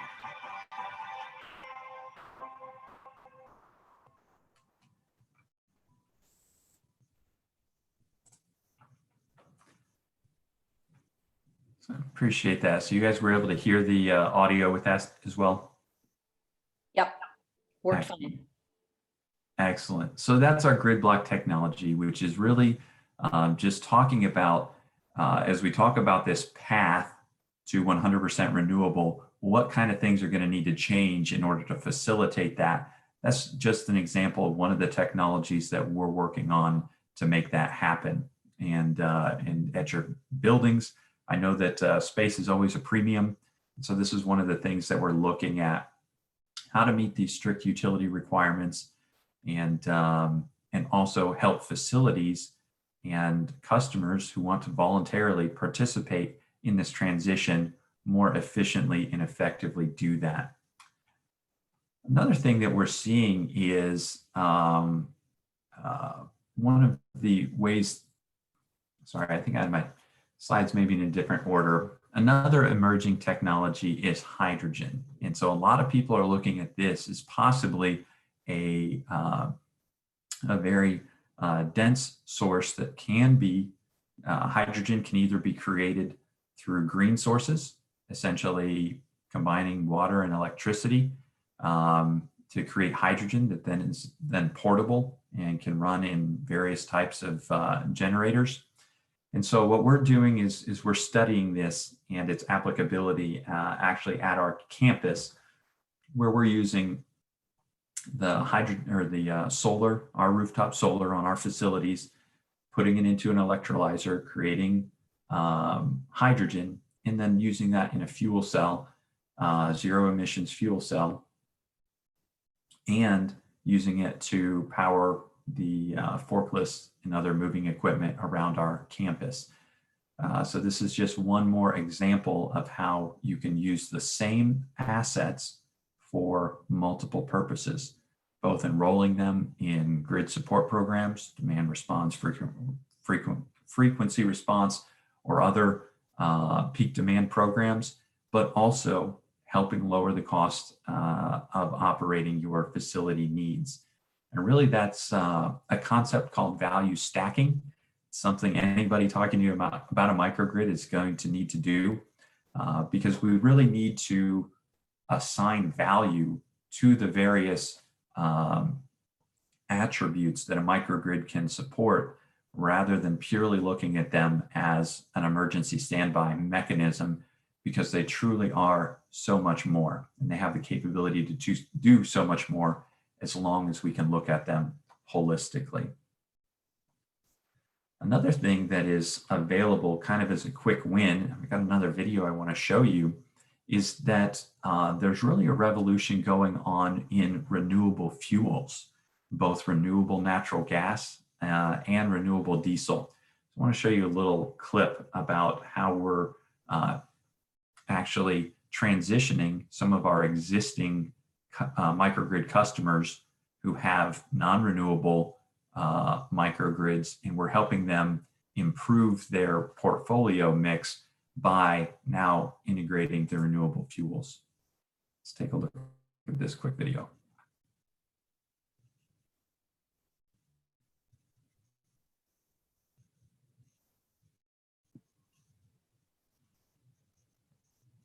We've got your white screen, Jason. All right, it's loading. Just bear with me. Oh, for got it. one Okay. second.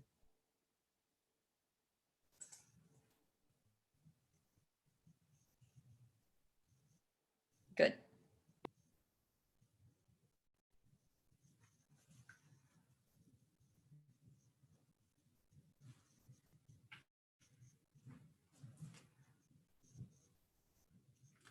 Things always seem to load slower when you're in a hurry, in my experience. So.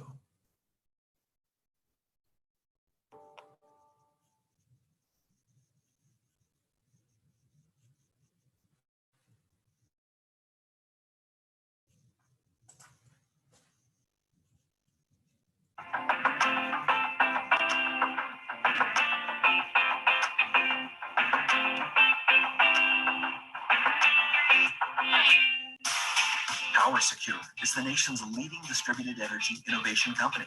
Our advanced microgrid solutions deliver resiliency and reduce carbon emissions.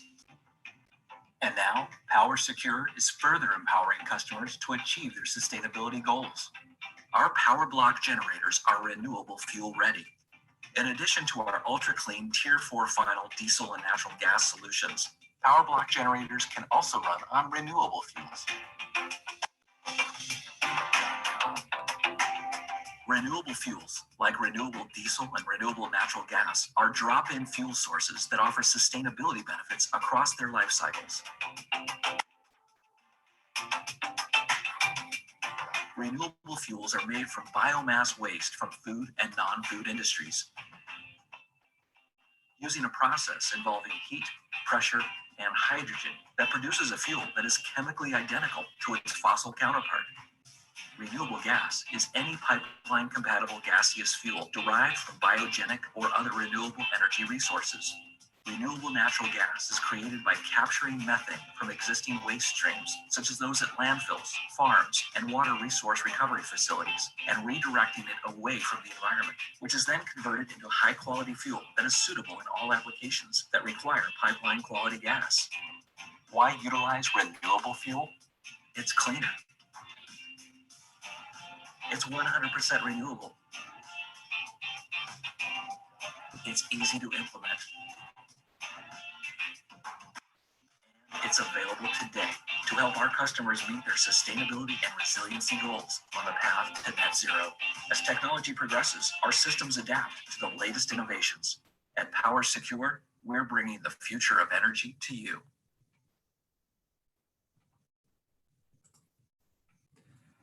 So there's our little commercial, but it's just one more example of what we wanted to share about how private industry is working to adapt to the needs of our customer base to provide both the resiliency and carbon reduction expectations that they have. This is a snapshot of our facilities, and we've got actually a pretty cool tool that I would encourage you guys, if you go to our website, powersecure.com, we have a interactive microgrid 360 tour where you can essentially drive through the active microgrid that we have at our facility. That includes rooftop solar, fuel cells, battery energy storage, renewable diesel, the switchgear, the transformers, the EV chargers, all integrated, and it'll help walk you through how all of those things interact, the grid programs that they participate in, how they're monitored and managed the same way that we would monitor and manage them for your facilities. And so I wanted to share that with you guys as an additional resource that you could use to understand a little bit more about microgrids. So we're getting towards the end of time. We'll open it up to questions, but as all the other speakers mentioned, I am available for you to reach out direct if you do have any questions, and we would be happy to come help do an evaluation of your facilities and see how we can help you with your plans.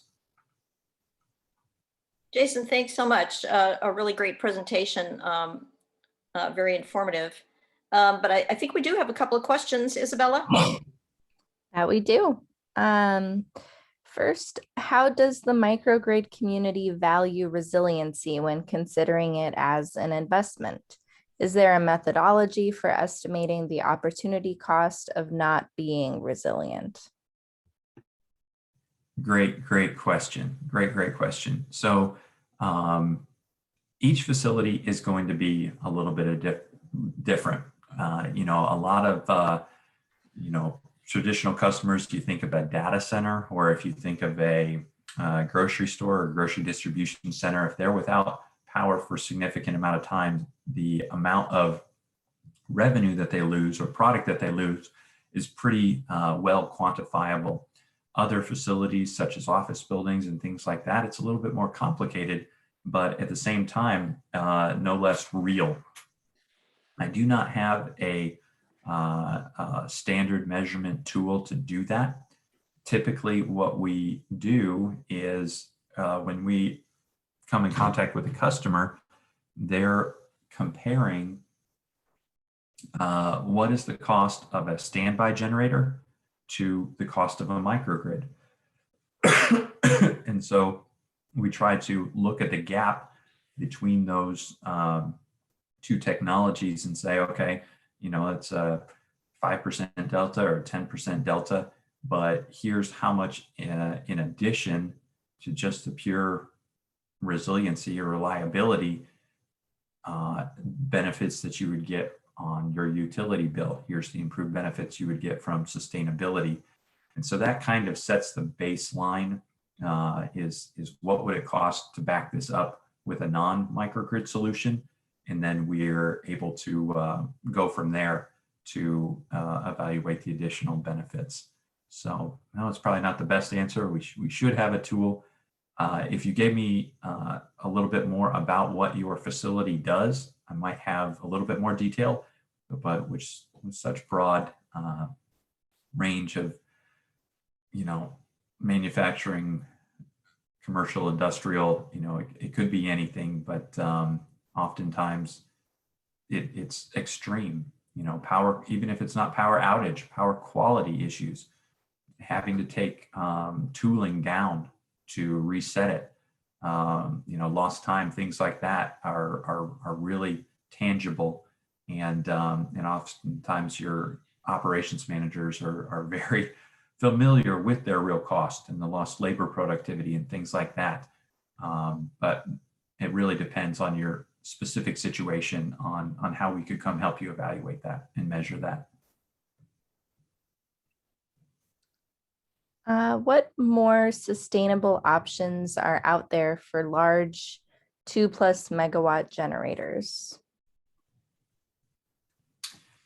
Yeah, so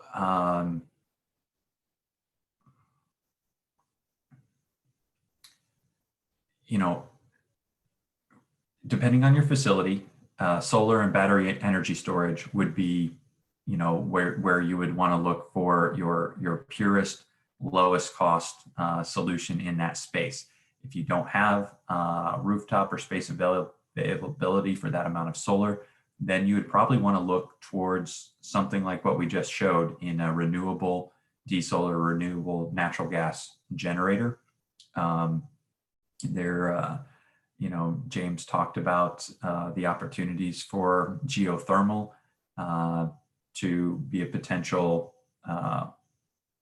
heating source to offset some load. But those would be the two things that I would typically point to as our first point of reference. Green hydrogen is an evolving technology that we think could be an option in the near future, but it's going to take us a little bit of time to get there. Next, is the hydrogen microgrid very expensive?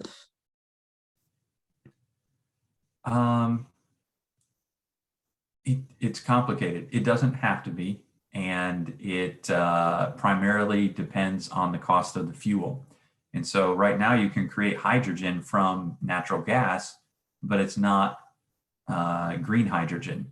And so that's the cheaper hydrogen. In order to create green hydrogen, you have to use renewable energy to do that. And right now, for varying purposes, that's causing the cost of green hydrogen to be higher than other traditional sources, renewable diesel, renewable natural gas. And so at this time, it is one of the more expensive options, but we think that future development and more supply could drive that cost down over time. So this next question is linked. Are renewable fuels or biomass really sustainable? Don't they still emit greenhouse gases?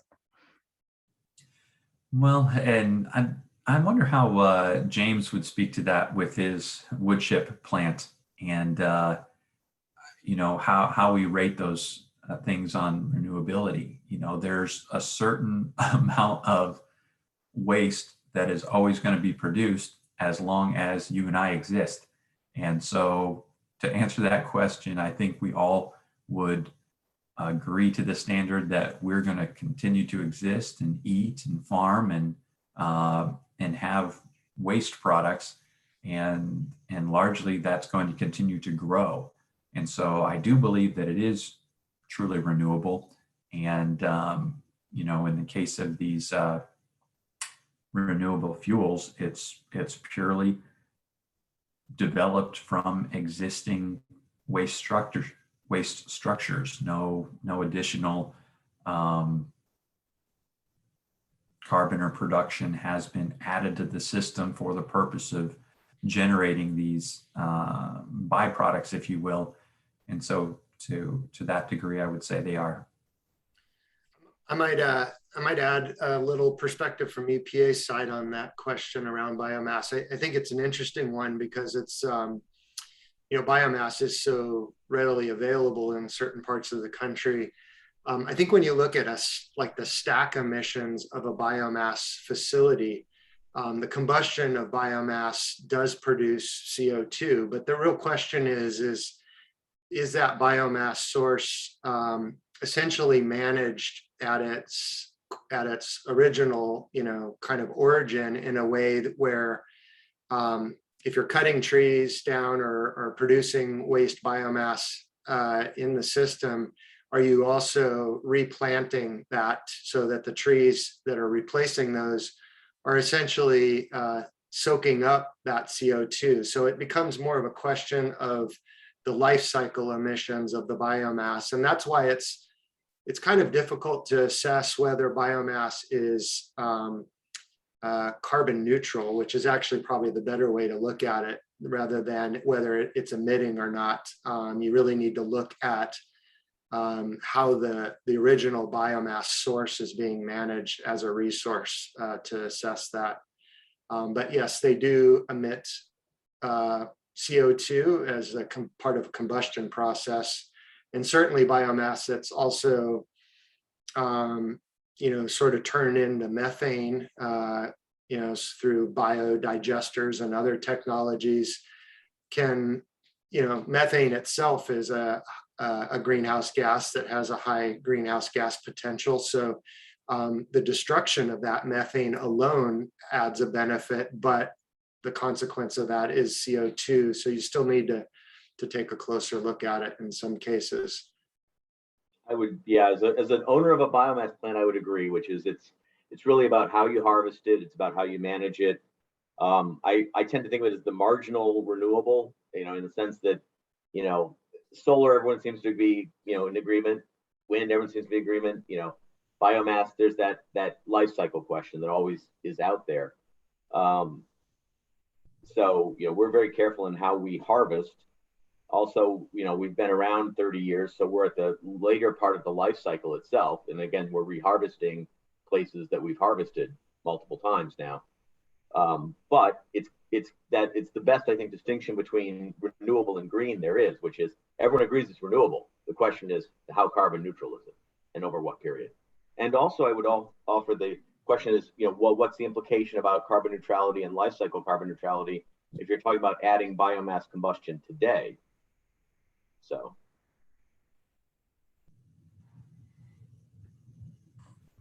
Thanks, everyone. Back to Jason. Who are your partners and competitors?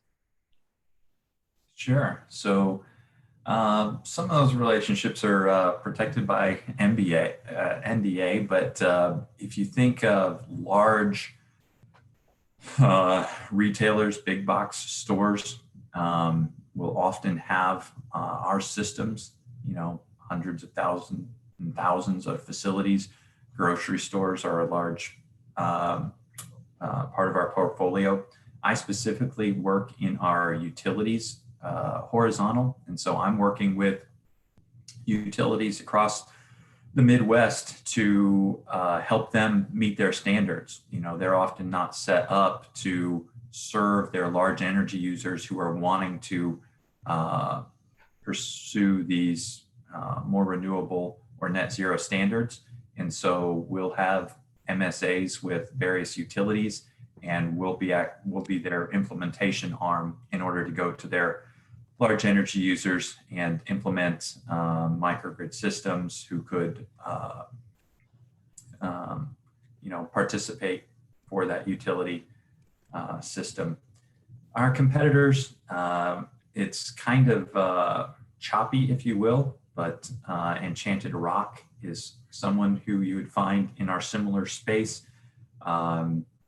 Different manufacturers such as Caterpillar or Cummins participate to some degree in our space.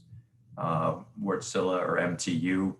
No one is set up the way we are to do complete design, build, own, operate. Those other vendors typically will sell a component of a microgrid or a system, where we're really looking to,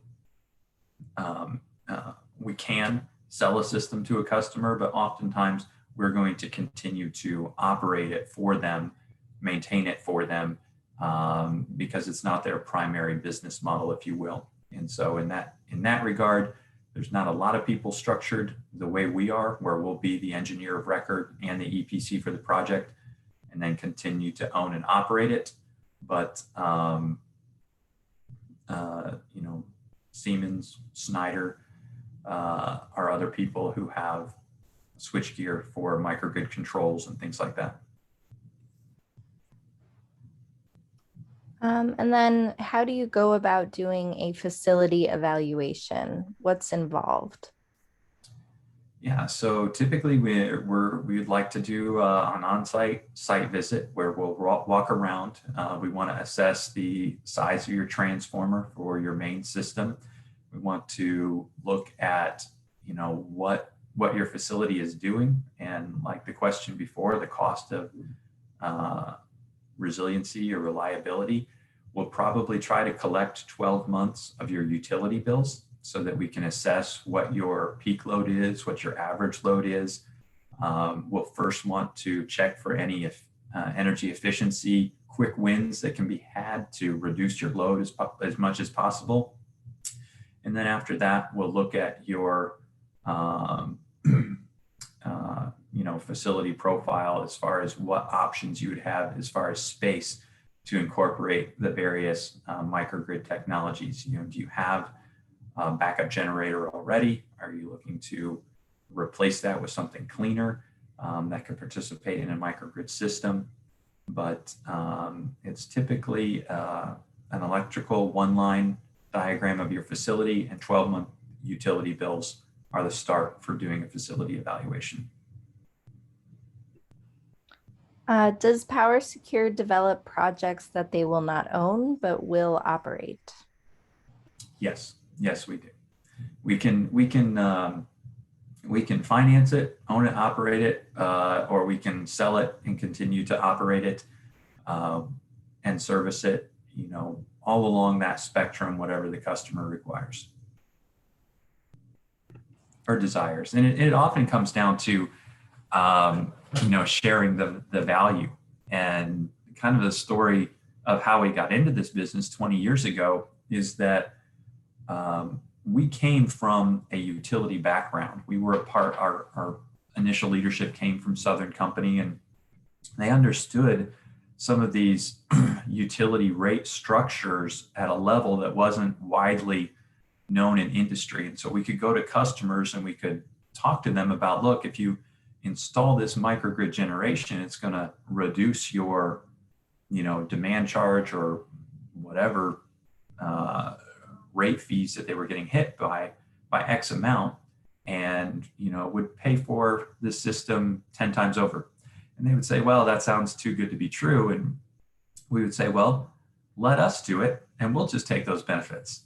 And so they would just look at the delta between their bill before and their bill after and pass those on to us as they became more and more comfortable with the economics and the reliability of those rate savings. They started to want to co-own and share that. And so they would put in some amount of the capital to own some portion of the, and then as they got more and more confident in those mechanisms, then they wanted to completely own it and just use us to operate and maintain it in order to ensure the high levels of reliability that we require of our systems. Because when they are our systems, which is typically the case, we don't get paid if they don't run when they need to run. And so it truly is in our best interest to have utility grade reliability. So I would like to offer a counterpoint to that. You just made reference to using microgrids to reduce your utility demand charges. And I would caution anybody who's thinking about that as the business case for their microgrid to realize that those utility demand charge structures will be changed if the microgrids are just taking advantage of rate designs that exist today. So again, I would caution that that's not a permanent value stream as it sits, unless the utility is saving money as well as their rate structures. Yeah, and that's really, it's a great point, James, that, things will continue to evolve. As we saw in my presentation, we're never going to put you in an adversarial relationship with your utility. That's really something that differentiates us, because we are a utility. We understand that there's trade-offs. And so that's why we always want to understand the utility's needs in terms of that aggregated demand curve and the duck curve, and what are their pain points and what can we help them solve. And that's where the value is really derived from them. Now, it takes them a while to get different rates approved and structured. And so we'll look at what's existing today. We'll look at what's on the docket with their Public Utilities Commission. But typically the trend has been more favorable towards more distributed generation, highly regulated. And so it's not, these aren't necessarily simple systems to put online, but with our experience, and certainly there's others, it can be done, and it's proven to be a win-win-win in a lot of cases. So we have one last question for the group, and we'd like to start with James Critchfield on this one. On a broader level, in your opinion, what does the country need to do to move towards renewables? What are the steps you would consider a priority? And do you see this as a top-down approach or bottom-up? Yeah, it's an interesting question. I think historically speaking, we've seen largely states around the country, take the lead on developing policies and other actions that ultimately are driving us towards, a cleaner electricity future. I think lately, and maybe one of your presentations coming up, I think you mentioned one of my colleagues who will be sharing some federal policy perspectives, but there's a ton of activity going on in Congress and on the Hill currently under this current Congress, and also with the current administration around setting some pretty ambitious goals and setting up some incentives and other programs and policies at the federal level that will, I think, have some material impact on local communities and businesses and consumers in a positive way in opening up access and and valuing essentially some of these technologies and solutions that consumers want and need. So I think, at the end of the day, I think policy, it plays an important role. That there's details in that can make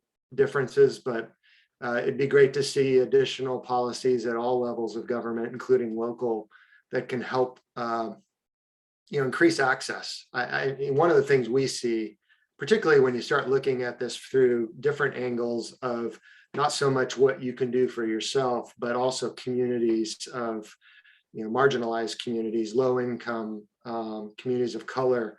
There are other things that can be done to just simply improve access to the products and services in the market that are traditionally not always available to some of those communities. So I think there's opportunity in that space too.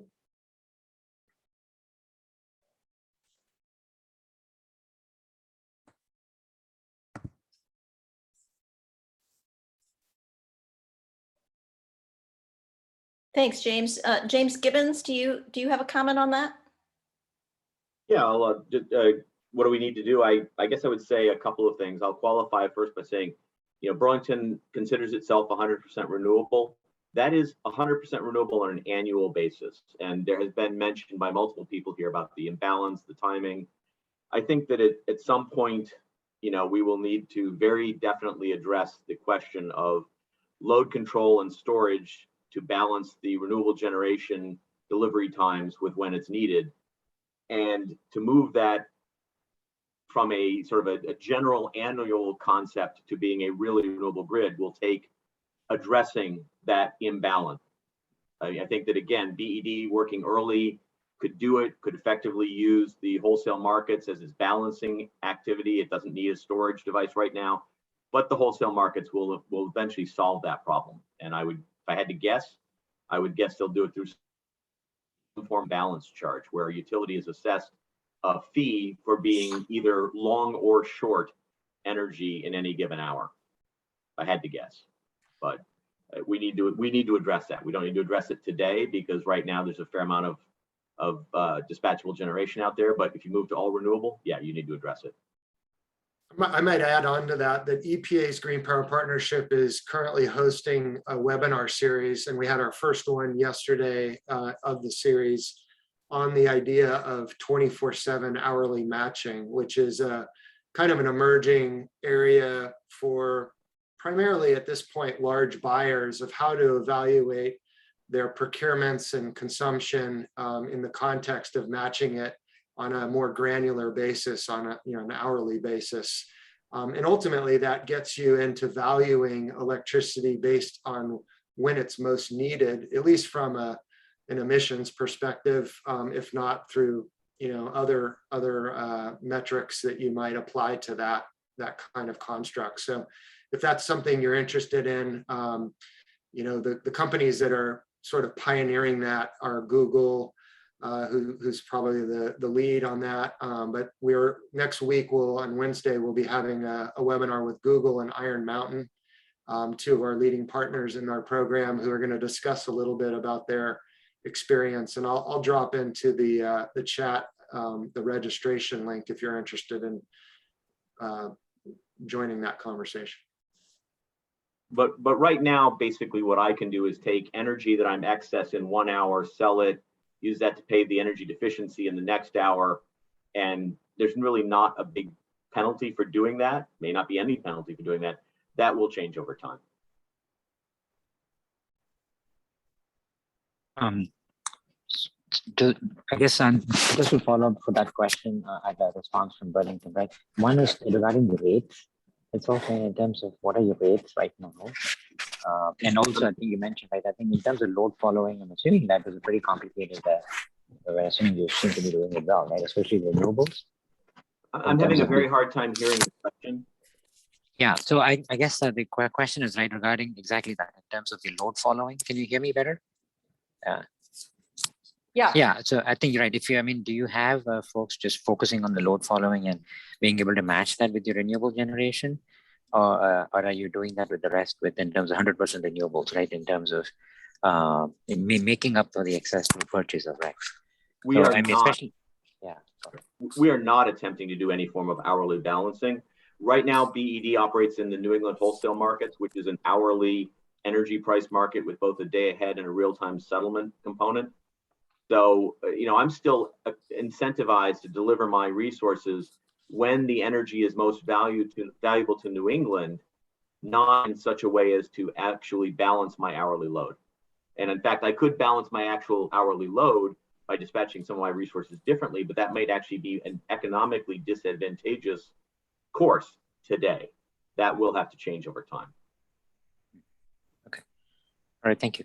I And might add that in some markets where community choice aggregation is enabled, so community choice aggregation is essentially a state policy that allows for local jurisdictions to procure renewables for the jurisdictional boundaries of that community. And we're starting to see out in California, some of the community choice aggregators who serve certain communities develop 24/7 carbon-free product offerings. And so they are, as a supplier, essentially purchasing generation in the market to ultimately deliver, clean renewable energy around the clock, which may include also investments in storage in order to time shift some of that variable generation.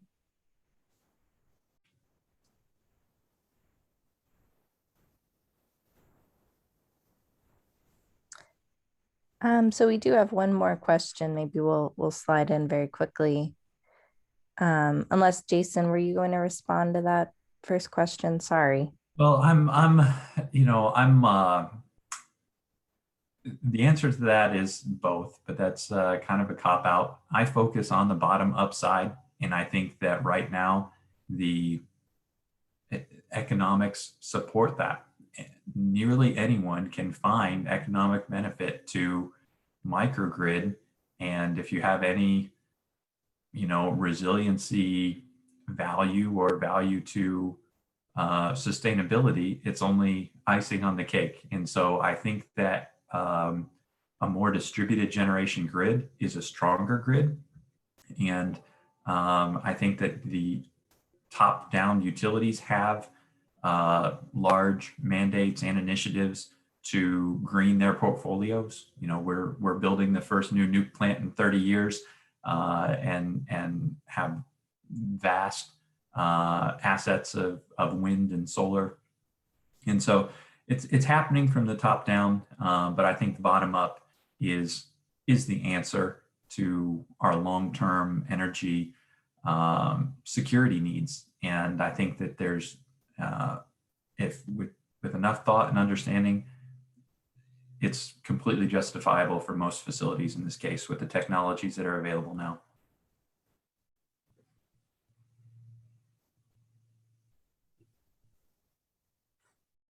Thanks, Jason.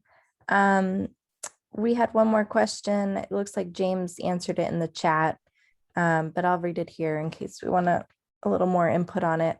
How do you view the future outlook for increasing the dispatchability of renewables to compete with fossil fuels? Are you hopeful?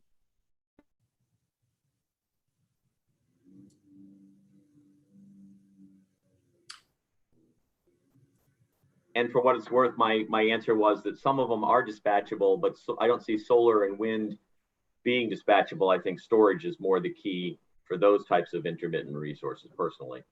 But I expect the operation of our McNeil biomass plant to change. I mean, it has a ramp rate that is, can change 4 megawatts every 10 minutes. So I'm going to, at some point I will have to start utilizing that ramp rate more aggressively for balancing. But right now I have no economic reason to do so. Yeah, I'd second James's perspective on that. I think storage is going to play a huge role in being able to sort of firm up, the variable resources and get us to where we need to go. And just offer one other real quick thing too. I didn't think to say this, but there could be other types of storage. There could be pumped hydro storage. There could be, air cavity storage. I mean, it'll be some form though of energy banking to allow you to displace it from when it's occurring, the energy is being produced, to when it's needed. including the hydrogen economy that Jason mentioned. I mean, that's maybe a little further down the road as the technology matures, but there's certainly a lot of discussion around that being a potential avenue for producing hydrogen from excess renewables. When you don't need the renewables, you can be producing the hydrogen and store it, and then ultimately use the hydrogen when you need it. Just a super quick comment, we're partners with Vermont Gas Systems on the district energy, and obviously we're talking to them about the question about excess renewables being converted to hydrogen to be injected into the pipeline. So it's certainly on our radar screen. And we're running out of time, but Jason will give you 30 seconds to respond.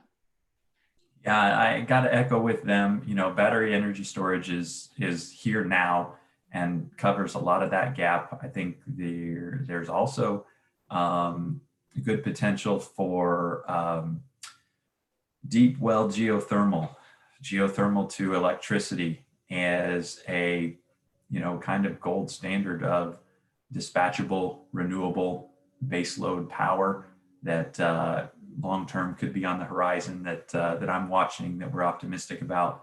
But for the short term, I think batteries are the solution, and their costs have come down significantly over the last really 10 years to the point where they make sense in a lot of our microgrid systems that we're putting out today.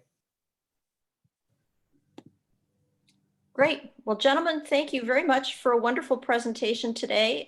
We hope everyone enjoyed it. Be looking for the education credit sign-in sheet and the really short survey. Appreciate your response to both of those by the end of today. Again, thanks. We'll see you at our next session, we hope. Thanks very much, everybody. Bye-bye. Thanks, guys. I enjoyed it. Thank you.